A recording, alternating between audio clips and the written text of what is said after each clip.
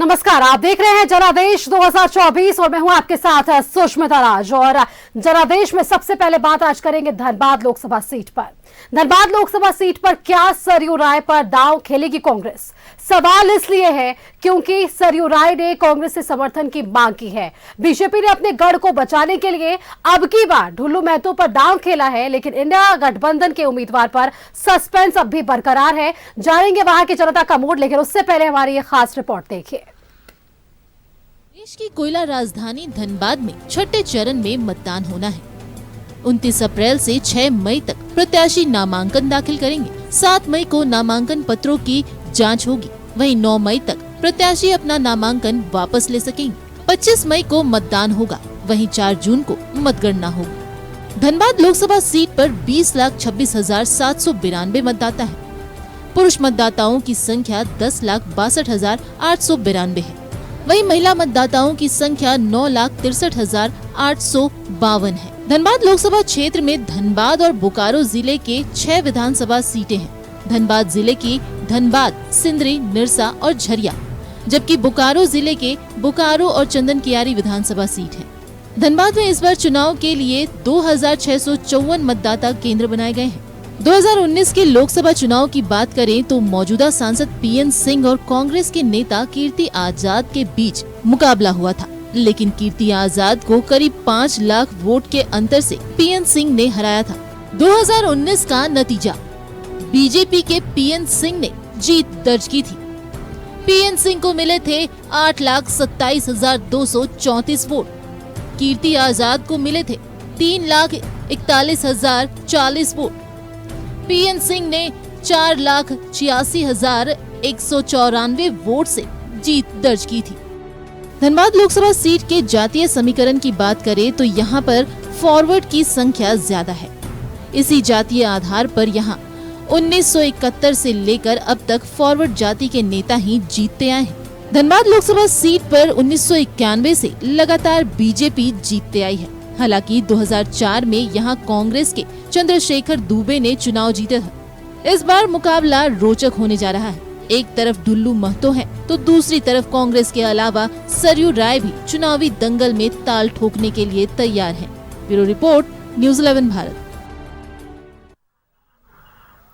और चलिए इसी खबर पर आपको सीधे लिए चलते हैं धनबाद, जहां से हमारे साथ संवाददाता अरुण बर्नवाल जुड़े हुए हैं। अरुण, हमारे दर्शकों ने वो पूरी रिपोर्ट देखी कि क्या कुछ इस बार राजनीतिक समीकरण बनता हुआ और बिगड़ता हुआ इस बार जो है 2024 के चुनाव में देखने को मिलेगा। इन सब के बीच सबसे बड़ी मार जो जनता दे सकती है वो है वोट की मार, और उसकी तारीख है 25 मई धनबाद के लिए। और ऐसे में वहां की जनता का मूड इस बार क्या है, कौन से ऐसे मुद्दे हैं आप जनता के बीच है, आप उनसे ही सीधे बात कीजिए और हमारे दर्शकों तक इस बार धनबाद की जनता का मूड बताइए।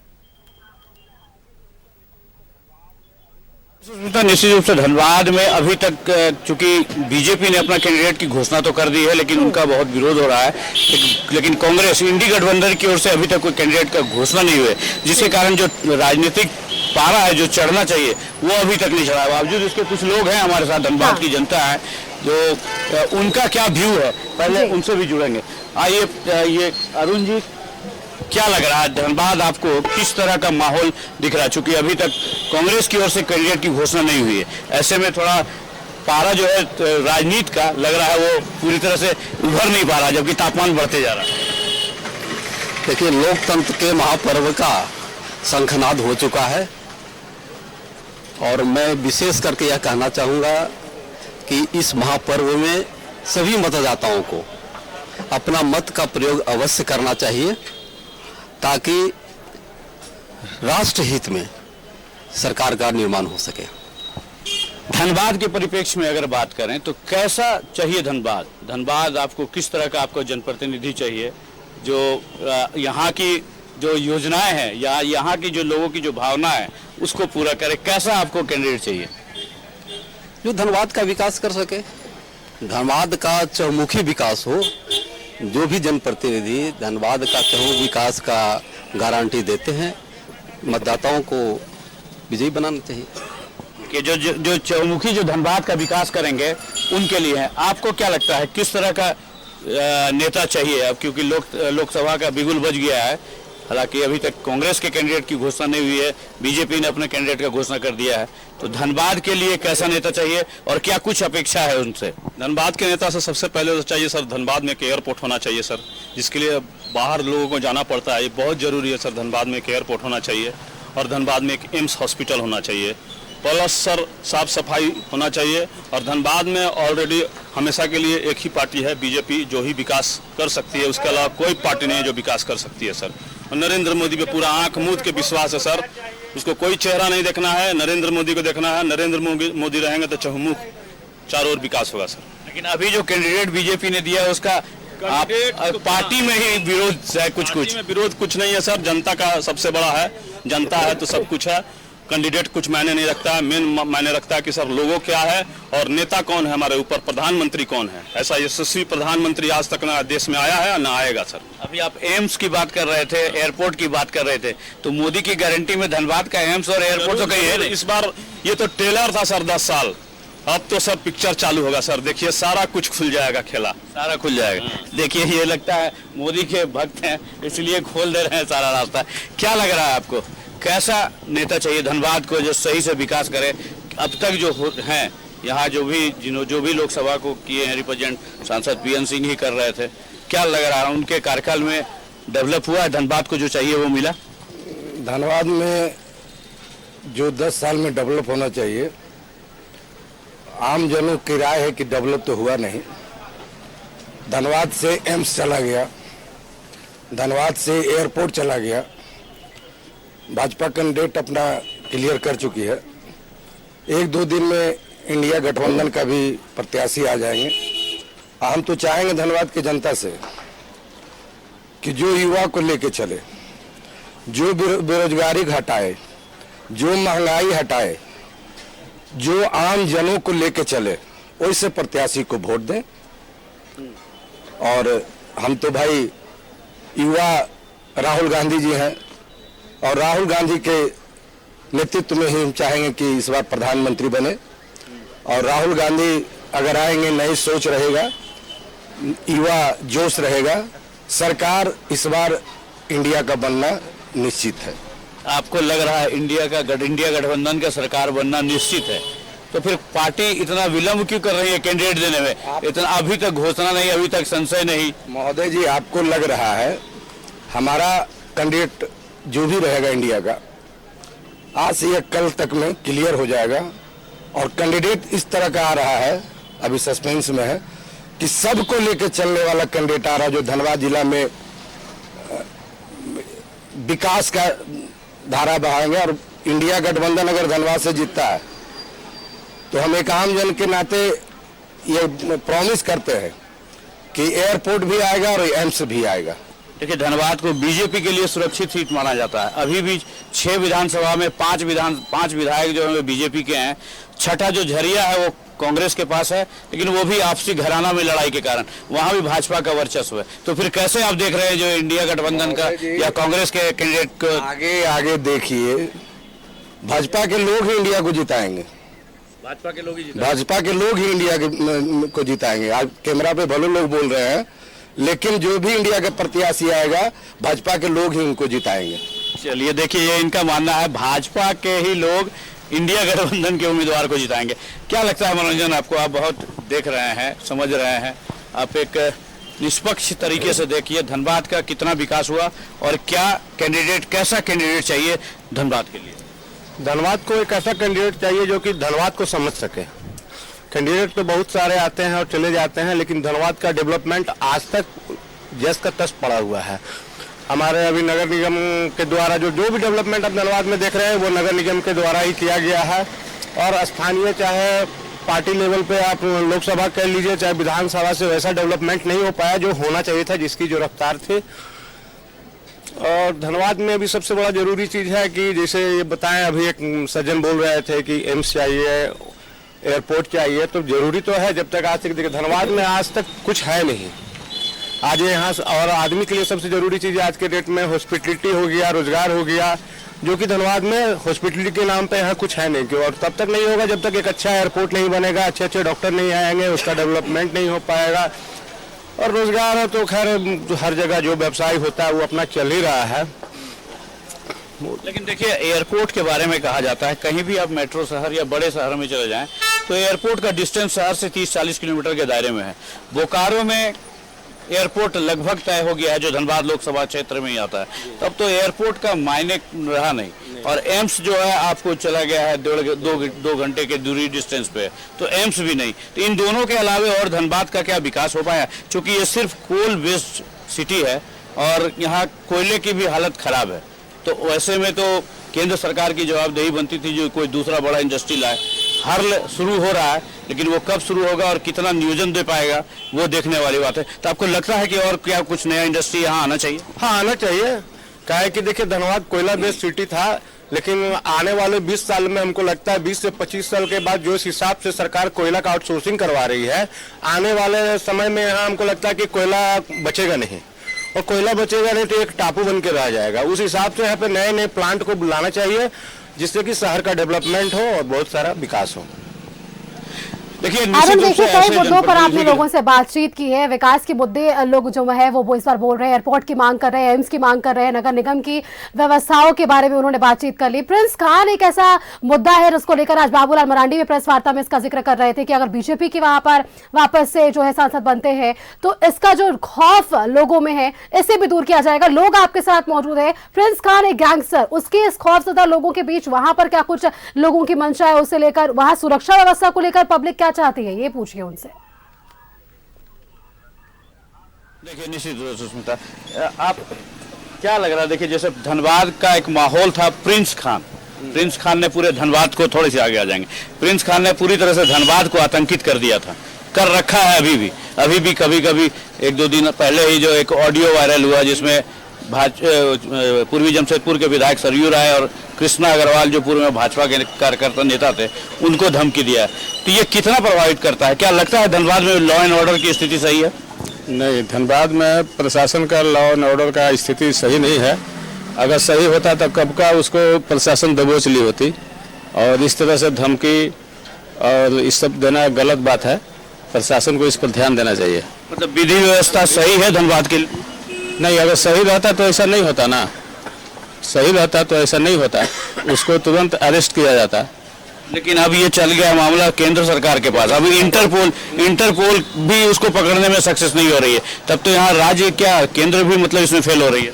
नहीं, केंद्र पहले तो यहाँ पे प्रशासन देखेगी ना, केंद्र तो अपना काम करेगी, केंद्र तो चाहेगी तो तुरंत इसका सलूशन निकलेगा, उसके लिए मतलब चिंता करने की बात नहीं है। चलिए, कुछ और लोग हैं, जानते हैं इनसे। क्या लगता है आपको धनबाद में विधि व्यवस्था की क्या स्थिति है?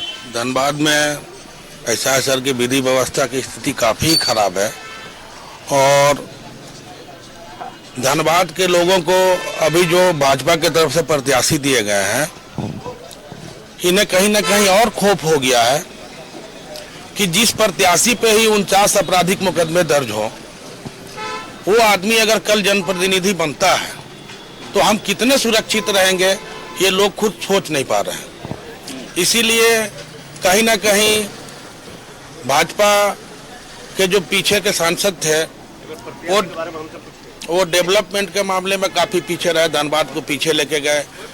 आज तक धनबाद जो विकास किया है अपने दम पे विकास किया है, इसमें जनप्रतिनिधि का कहीं से कोई योगदान नहीं है।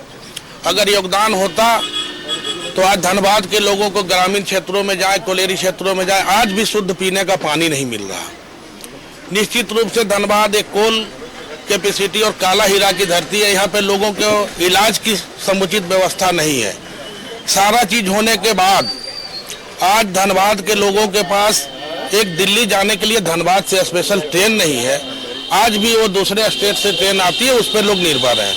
इसीलिए मैं निश्चित रूप से कहूँगा कि धनबाद के लोगों के साथ अभी तक छल ही हुआ है, धनबाद के लोगों को उनका न्याय नहीं मिला है, और खास करके धनबाद के लोग काफ़ी शांति प्रिय लोग हैं, और अभी जो प्रत्याशी आए हैं उनसे सशंकित भी हैं, और 1-2 दिनों में इंडिया के प्रत्याशी घोषित होंगे, वो कौन होंगे नहीं होंगे तब देखिएगा। धनबाद के लोग अपना डिसीजन लेने में काफ़ी मददगार आपको साबित होंगे, और धनबाद की जनता अपना निर्णय चुनाव पूर्व भी सुना देगी। देखिए, निश्चित रूप से धनबाद के साथ तो छल हुआ है, लेकिन अब जब दूसरे कैंडिडेट भी आ जाएंगे इंडिया गठबंधन के, तब जाके सारा कुछ पिक्चर क्लियर होगा, और उसके बाद पब्लिक ये समझेगी या सोचेगी कि किसके साथ जाना है। मुकेश, क्या लगता है धनबाद में सबसे पहले विधि व्यवस्था की बात कर लें हम, आपको लगता है जो जिस तरह प्रिंस खान का खौफ है, अभी तुरंत बहुत दिन बाद 2 दिन आगे एक ऑडियो वायरल करके फिर उसने धमकी दिया है, हालांकि पुलिस ने गंभीरता से लिया है और उसके सोर्स को, उसका जो वायरल हुआ है उसके सोर्स को पता करने में जुट गई है। लगता है धनबाद में विधि व्यवस्था ठीक नहीं है, और ठीक है नहीं है तो इसके लिए जिम्मेवार कौन है? देखिए, धनबाद में विधि व्यवस्था जो है वो ठीक नहीं है, ये लंबे समय से ठीक नहीं है और ये ठीक होना चाहिए। जिम्मेवार तो प्रशासन निश्चित रूप से होता है, सरकारें होती हैं। बाकी विधि व्यवस्था को लेकर के लगातार प्रयास होते रहता है, कुछ जनता के कुछ प्रतिनिधि भी हैं जो लगातार प्रयास करते हैं, और लेकिन विधि व्यवस्था चूंकि सरकार की मनमानी है। देखिए, चूंकि अब रेड कॉर्नर नोटिस जारी हो गया प्रिंस खान के खिलाफ, अब उसकी गिरफ्तारी में केंद्र का भी रोल बहुत महत्वपूर्ण है, तो केंद्र भी तो इसमें सफल नहीं हो पा रही इसको पकड़ने में, सिर्फ स्टेट के दायरे में तो नहीं रह गया प्रिंस खान। चूंकि अखबारों के माध्यम से हम लोग को जानकारी मिल रहा है, सत्यता कितनी है और कितना लोग कारगर होंगे, कितना काम कर पाएंगे, ये अभी कल्पना की चीज है। अच्छा, क्या लगता है, अब फिर आ जाए धनबाद की परिप्रेक्ष्य में, धनबाद के लोगों के साथ क्या छल हुआ है? अभी तक लोगों का आरोप है, जो अब तक जितने भी जनप्रतिनिधि पिछले 10 सालों में रहे हैं, धनबाद के साथ सिर्फ और सिर्फ छल ही हुआ है। धनबाद के साथ तो शुरू से छल होते हैं साहब। मुंबई के बाद सबसे बड़ा रेलवे में टैक्स देने वाला धनबाद है। मुंबई महानगरी की तरह ही यहाँ भी आतंक मचा हुआ है, टैक्स दे रही है, विकास के नाम पर कुछ नहीं है। यहाँ के लोग त्राहिमाम कर रहे हैं, विकास नहीं हुआ है, लोग त्राहिमाम कर रहे हैं। जो विकास व्यवस्था नॉर्मल विधायकों और जनप्रतिनिधियों के नाम पे होता वो लोग बेचारे कर रहे हैं, सरकारें नहीं कर रही है, नहीं कर रही है। इसलिए धनबाद आज भी वही धनबाद रह गया है जो आज 30 साल पहले धनबाद था। सिर्फ रोडें चौड़ीकरण हुई हैं, धनबाद को जो होना चाहिए था वो नहीं हुआ। लोकसभा चुनाव में इसका कितना इम्पैक्ट पड़ेगा? जनता है, जनता देखेगी, जो अच्छे प्रत्याशी होंगे उनको करना चाहिए, राष्ट्र हित में भी देखना चाहिए, देश हित में भी देखना चाहिए, अच्छे प्रत्याशी भी देखना चाहिए। चलिए, एक बार फिर आपसे जुड़ेंगे मनोरंजन। एक धनबाद और झरिया, धनबाद जिले में 2 ऐसा एक विधानसभा क्षेत्र है जो कह सकते हैं एक तरह से कलंक है यहाँ पे, जो राष्ट्रीय स्तर पे यहाँ नीचे से 1 से 10 तक के बीच में है झरिया और धनबाद विधानसभा, कम वोटिंग प्रतिशत में, जबकि हाईफाई लोग भरे पड़े हुए हैं, लोग वोट करने नहीं जाते हैं। इसके पीछे आपको क्या कारण लगता है?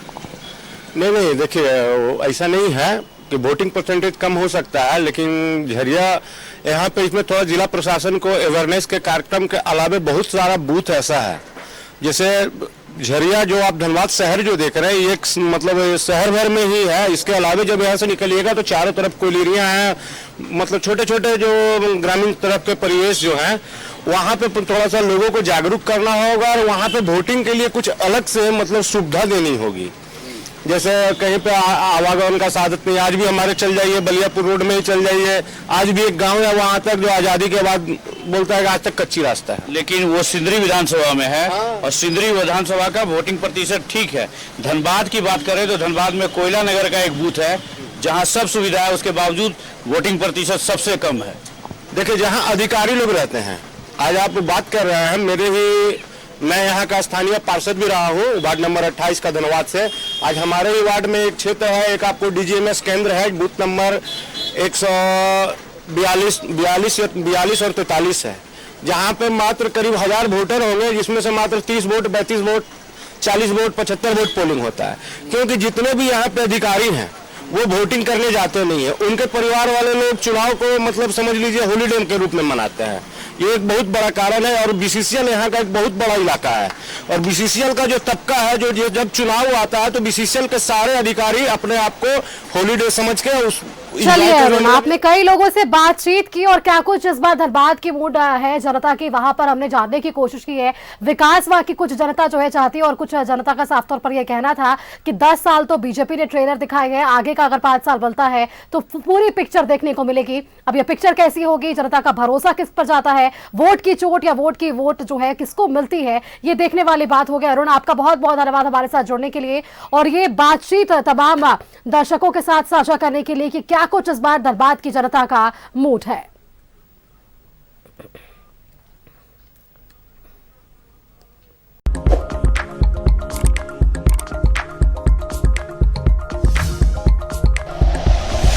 Like and share videos, subscribe करें हमारा चैनल और प्रेस करें बेल आइकॉन।